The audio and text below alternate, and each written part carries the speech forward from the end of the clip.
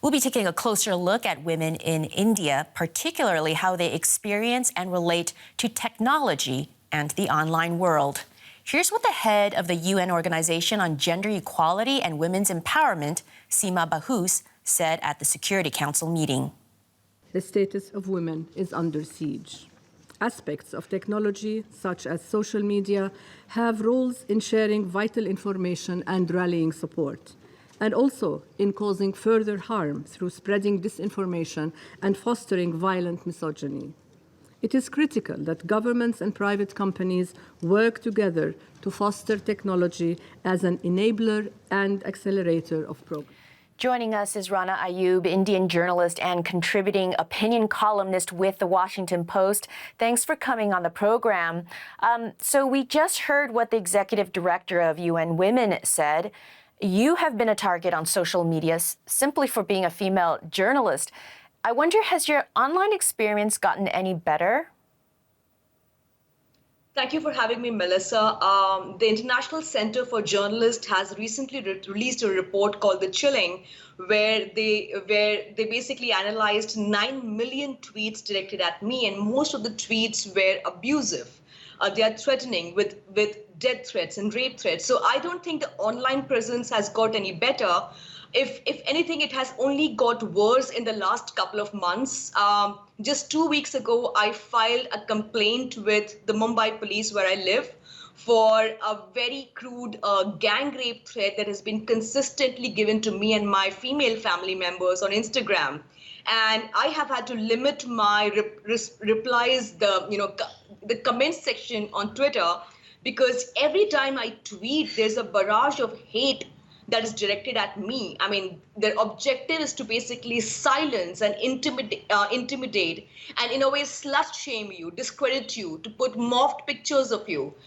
So unfortunately, I wish it was an ideal world, but it's not, and technology has made it even worse for journalists like me. How much do you think this kind of experience impacts the feminist movement in India? I mean, in terms of intimidating many women who then choose to withdraw from the online global community? Yeah, there are many women journalists in India who I know have withdrawn from public space because not everybody has the emotional bandwidth to deal with this kind of a traumatic affair. I mean, I still think I'm a journalist in a cosmopolitan city in Bombay with public exposure, but I think of journalists in rural areas, in places where they have fought to be a journalist, where they have fought to be in a public space, and then when they are slut shamed and their character assassinated, I think their first response is to withdraw from the space to protect their sanity and to protect their character, because in a country like India, where a woman's character, there's so much of premium placed on a woman's character, right? When you are slut shamed, when your image is mobbed on a porn video and circulated all over, your immediate reaction is, did I do anything, right? And you start beating yourself for it. Not everybody has the bandwidth. Not everybody should have to face a hostile atmosphere like this. Me and many other women journalists like me have paid a heavy price for speaking up, because each time you find yourself trending on Twitter with the worst kind of allegations, with the worst kind of discrediting messages and photographs, your immediate impulse is to shut your phone and shut yourself to the noise which is out there to silence you. So I think it in a way, it has silenced many women and have them withdraw from the public sphere because this is not what they asked for or what they chose. And yet, social media has been a way for us women to rally together. Do you feel the benefits of social media have ultimately, nevertheless, outweighed the costs for women? Well, Melissa, I can give you the example of a country like India, where the mainstream media, the state-captured media, I mean, everybody here is being censored. India ranks on the 150th position in the World Press Freedom Index, when when there's a lack of any mainstream media platform, your option then is to amplify your voice and your stories and your journalism through social media platforms. And one has to concede that platforms like Twitter have helped amplify the voice of independent journalists, have helped get solidarity from like-minded journalists all over the world.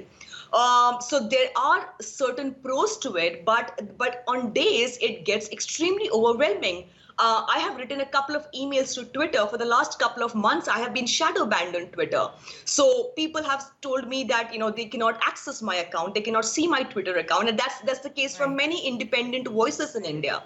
So in absence of any options to do your journalism in the mainstream setup and the lack of solidarity in the Indian domestic space, one looks at Twitter and other social media platforms to get that kind of solidarity, to get that kind of space in absence of any gatekeepers, for lack of censorship. So in that sense, Twitter used to be a great platform. But the way, recently, Twitter removed the links of a BBC documentary, which is critical of the Modi government. So I feel like there has been, Twitter is trying to self-censor itself in a country like India.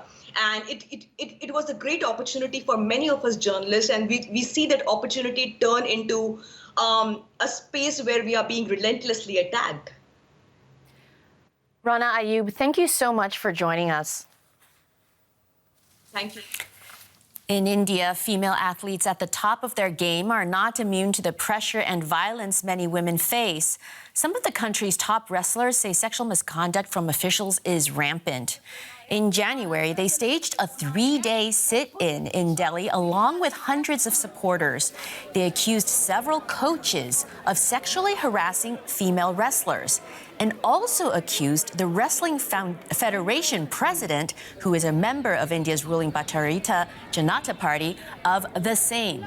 The government promised to investigate the claims, and now an oversight committee is expected to submit its report soon. The protest was led by Vinesh Phogat, a 3-time Commonwealth Games champion. She has accused the Federation president of, quote, mentally harassing and torturing her. I say this with shame, that in a country like India, if girls like me have to face this, then we can easily conclude that no woman in India is safe. It makes me feel that no daughters should be born in this country. That was Vinesh Phogat. She's part of a family who became national celebrities following the release of the film Dangal in 2016. It's based on 2 of the daughters who broke through wrestling's gender barrier and medaled in the Commonwealth Games.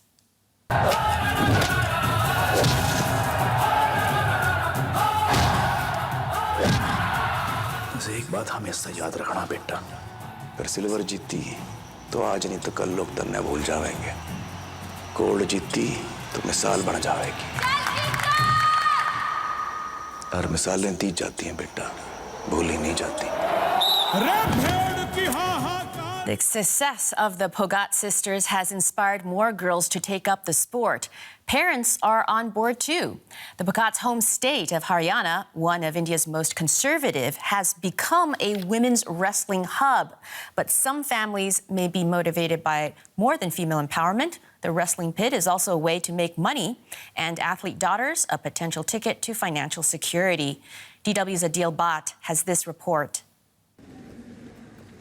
Every morning, these 30 girls train at the Yudhveer Wrestling Academy in the town of Sonipat. They have to wear training gear and keep their hair short like the boys in the village. All of them have to go through hours of rigorous warm-up exercises. Experienced wrestler Bipasha Daya is leading the training session. 5 years ago, Bipasha's decision was not easy. Some of her family and neighbors criticized her, but her parents did not bow to social pressure. I am the first female wrestler ever in my family and the village. Women struggle more than men, as male wrestlers are supported by their families. But my family wants me to live an independent life and also live a life on my own terms. Like her, every student who enters the academy has the same ambition, winning an Olympic medal. For this, their families are investing their hard-earned savings for their training. Today, the girls are getting ready to watch a wrestling match. Seema Kharab is the coach giving final instructions to the girls before the action starts. It's a closely fought contest. The two girls in the pit put up their best fight. More girls from Haryana are joining wrestling. These girls are now abandoning the custom of wearing a veil, and some are even leaving home. Wrestling is giving voice to these young girls and providing them with job opportunities for them. All the girls here are from the northern state of Haryana, one of India's most conservative and patriarchal regions. The girls are breaking stereotypes and challenging social taboos. However, the recent sexual harassment allegations involving senior officials of the National Wrestling Federation have shaken the faith of families in the system. Social activist Sunil Jaglan says he is here today to address their concerns. Because of the rise in sexual harassment cases, a lot of girls from this village are discouraged, and their families are no longer keen that they pursue this sport as a career.